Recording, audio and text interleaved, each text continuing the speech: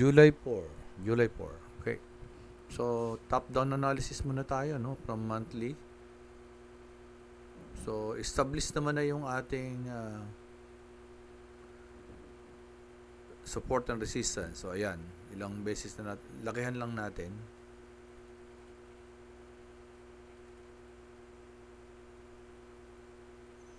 Tapos gawin nating yellow.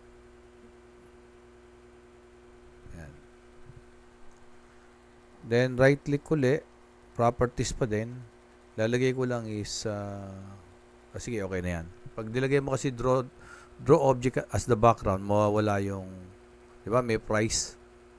Mawawala yon pag nilagay kong draw object as background. Yan. Mapupunta sa likod yung object. Ganun. Kaya lang, pag naglalagay ka kasi ng support and resistance, gusto mo rin malaman kung ano yung price doon. Kaya, balik natin. Tanggalin natin to uncheck. So, medyo itapat lang natin mismo. Ayun. Yan. Yan. Then, we go down weekly. Sa monthly pa lang, makikita na natin na talagang medyo nire-reject nito. Yung price dito. Nire-reject ni buyer na bumaba. Kaya nga walang masyadong butot. Dito okay dito. Nakababa pa yung seller. Pero nireject pa rin ni buyer. Pero dito, wala. Hindi man lang, nag-try pa din, pero maliit. Dito wala na talaga. The July, wala na. Si June, ayun, tumaas. Nireject, pero napigil yung pagbagsak dito sa support. So, ito kasi, resistance ito dati. Resistance. Pero ito, medyo sumampa na yung body. Kaya, naging support na siya. Ito, lalo na to. Punta tayo ng weekly. So, sa weekly, pinag-uusapan pa rin natin yung candle body. Ayun, dito. Ito yung, ayan yung body. Ayan, ayan. Pwede na natin lagyan niya ng another line. Tapos, iayos lang natin.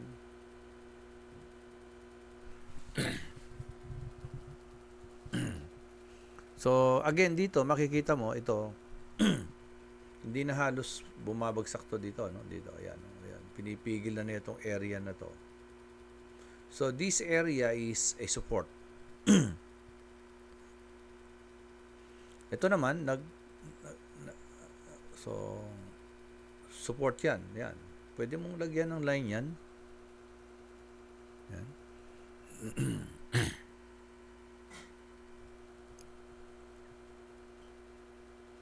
And then, eto. Ito rin dyan. Yan. Since dun sa body na yan. Pero actually, nag-react siya rito. Yun, yung body na yan. Diba? Ito, nag-react dyan. Yan. Yan, yung body na yan. Magkatapat yun. So, pwede mong ilagay dun. Pwede natin ilagay dun yun. This becomes now the resistance. And there is another, dahil doon sa katawan na yun, doon, ayun siya. So, ito yung price ngayon. So, itong, yan. So, ito yung price ngayon. So, itong kabuuan na to ngayon ay resistance. Zone. Ito naman yung isa sa baba. Ito yung support zone.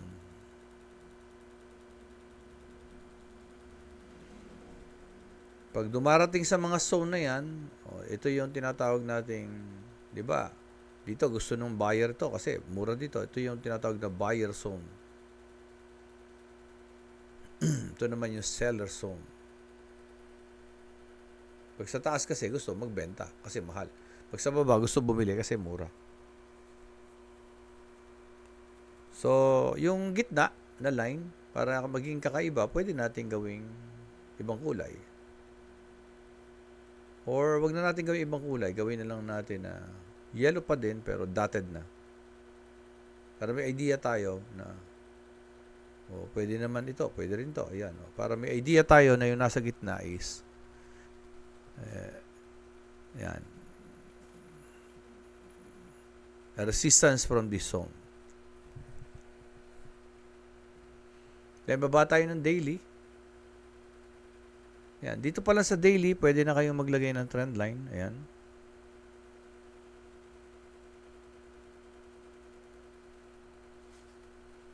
So, ito yung trend. This is the high.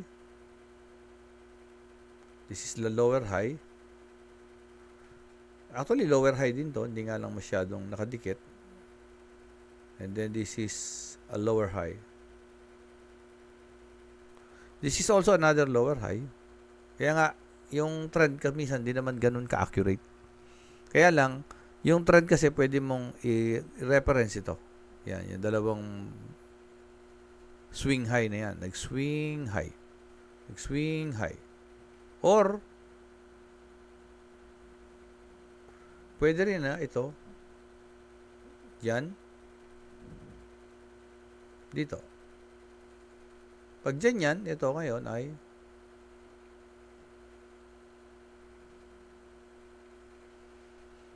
pag ganyan, dito ngayon ay high, lower high, lower high, lower high, lower high, this is low, lower low, lower low. Actually, lower low pa rin to. Yan, lower low. Yan. Ito naman ngayon is higher low. This is higher high. This is higher high. And then kahapon, nagpantay. And bukod doon, itong higher low na to, ito yung hindi ko napansin. This becomes a new low. So, since this is a new low, ito ngayon ay retracement. Hindi niya talaga bubutasin. Kaya ganun yung nangyari kanina. Huminto. Kung bakit hindi ko napansin na ito ay nag-close below the higher low. So, this become a new low. Ngayon ko lang napansin nung hapon na I don't know. Siguro, pagod na rin or ano. So, this is the daily, Daily pa lang, kitang-kita na. Sayang.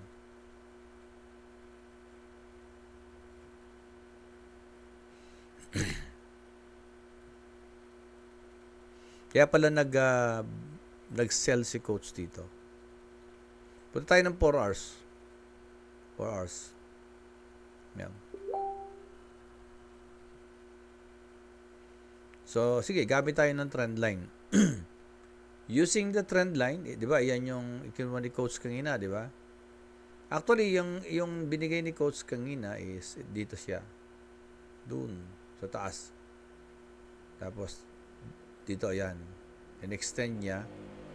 Yun. So, breakout dito. Ayan, breakout. Breakout 50%. So, tumuloy. And then, retest. Ayan o, di ba? Low, high. Higher low. Higher high. Higher low. Oops. Nawala na. Double tap. This is higher low. And then this close more than the higher low. This is now the new low. So if this is now the new low, what will be the next? High, high, lower high. Kaya nag-sell si coach dito kanina.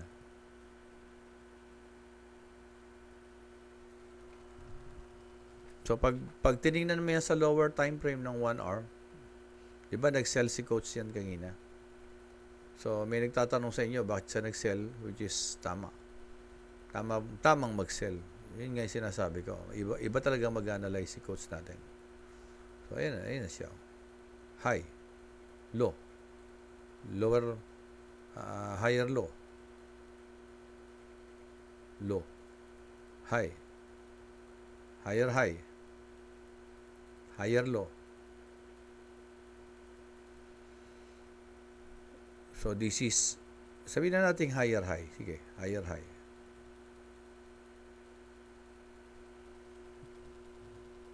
But this one is not higher high. This is also high, but not higher high. Parang double top. And if this is higher low, dapat ito, hindi siya babagsak dyan. Dapat hanggang dito lang. Bumagsak. This now become the new low. If this is the new low, high, low, ano susunod? Lower high. If this is lower high, para makompleto yung downtrend, kailangan magkaroon ng lower low. So, mapansin nyo, di ba, nagda-drop at nag-sell si coach. Dito siya nagsabi na, mag-sell, di ba? Yan.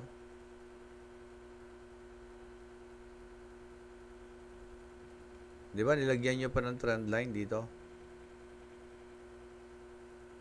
1. Tapos, ganyan. So, dito nag-sell kanina si coach, di ba? So, ako naman nagsabi na pagka ito 3, 3, 4, 5 tinagpost, pag tinagpost nagkaroon ng candlestick closing dyan, may posibilidad na tumaas. Pero hindi. Dito pa lang nagbigay na si coach ng sell, which bumagsak nga. Simply because dito nga. Ito siya, high.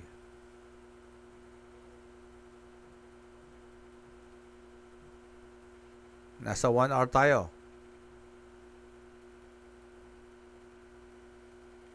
Low, high, higher low, higher high, higher low, di ba? Ito low, higher low,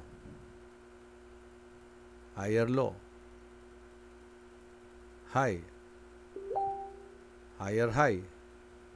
Since ito yung high, ito mataas pa rin to, higher high. Pero ito hindi na. So double top. If this is higher low, so, ito dapat dito lang. O kaya dito lang. Kasi ito na yung uptrend nga yan Pero because of these two, na-violate na dito, wala nang higher high. Nagkaroon pa ng higher, ng low. Low. This is lower than this low. If this is high, and this is low, what should be the next? Di ba? Lower, high. What should be the next? Lower, low. So, ayan. Pag dinagtungtong mo yan, ayan, trend. Di ba? O, ito ngayon, di ba? Ito yung resistance natin ng monthly na naging support. Nasa kwan pa rin tayo. Nasa uptrend pa rin tayo ng long term. Ngayon nga lang, this is a short-term downtrend until ma-meet niya tong support na to ng monthly. Yan, di ba? Monthly nga ba yan? Tingnan natin. So, ganun ka-importante kung siyempre, pag naninibago pa kayo, tatanong nyo, monthly ba to? Balikan natin. Diba? Tingnan nyo. Di ba? Ayun yung pangalawa. Tanggalin natin sa baba. Tanggalin natin nasa taas. Dalawa na lang. Tingnan nyo sa 1 hour. Ayun. Di ba?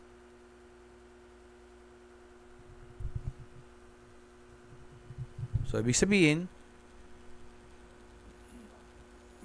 yan.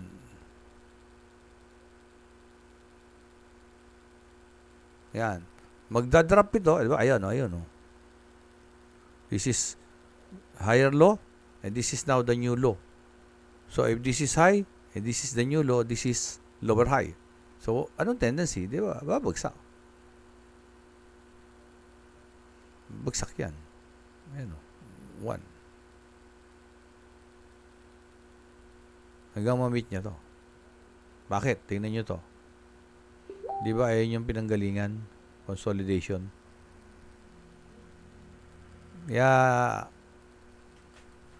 Practice lang. Practice. Kailangan ng practice.